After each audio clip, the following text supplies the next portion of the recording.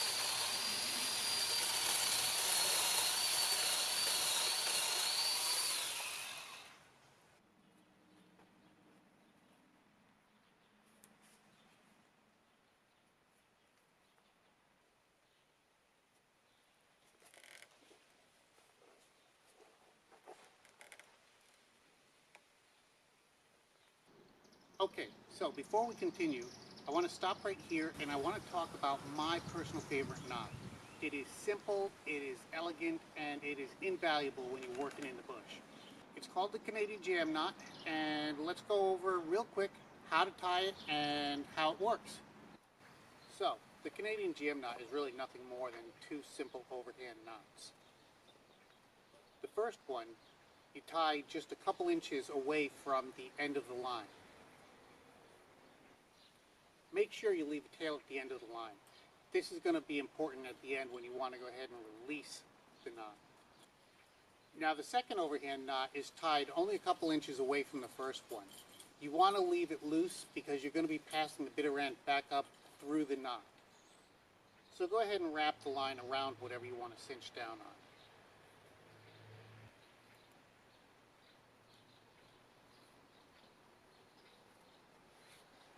Now all you have to do is draw tension on the loose end, and it's going to cinch down on whatever you're trying to attach. Notice as you draw tension that that first overhand knot that you tied, the one with the little tail on the end, that's going to get closer and closer to the second overhand knot.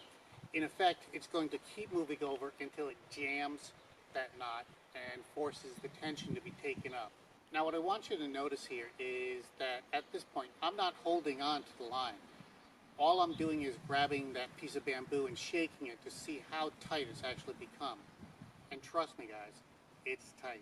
Now do you remember that little 2 to 3 inch piece we left at the very beginning? Here's the key.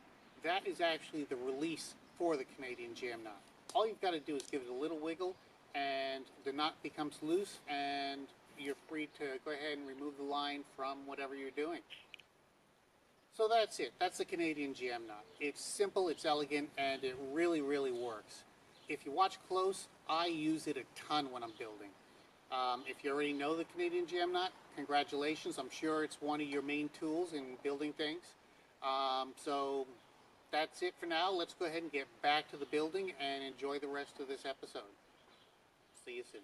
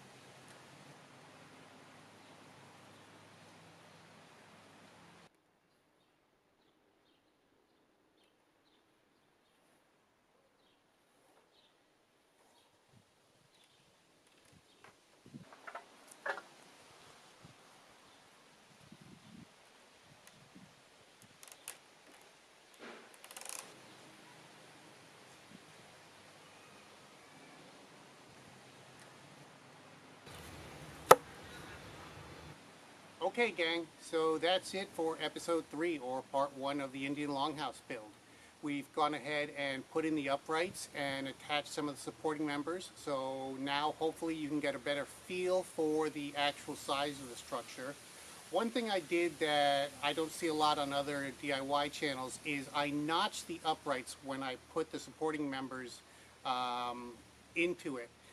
To me, it makes more sense because the only way it can fall apart is if those supporting members move away from the actual uprights, which means the knot only gets tighter. So to me, it's a much more sturdy, rigid type of construction for this type of thing. I hope you enjoyed the DIY, the quick DIY on the Canadian jam knot. It is by far one of my favorite knots, especially when you're doing things alone. It only supplies an extra set of hands for you. Next episode, we're going to go ahead and put on the roof supports, and we're going to attach more wood to the sides and the back to help flesh out the project. So stay with us. And if you like what we're doing, go ahead and leave a comment below and give us a thumbs up on the likes. And if you feel so inclined, please subscribe to our channel, because there's going to be a lot more content coming your way. That's it for now. I hope today and this episode was amazing, or at least just good enough. See you next episode.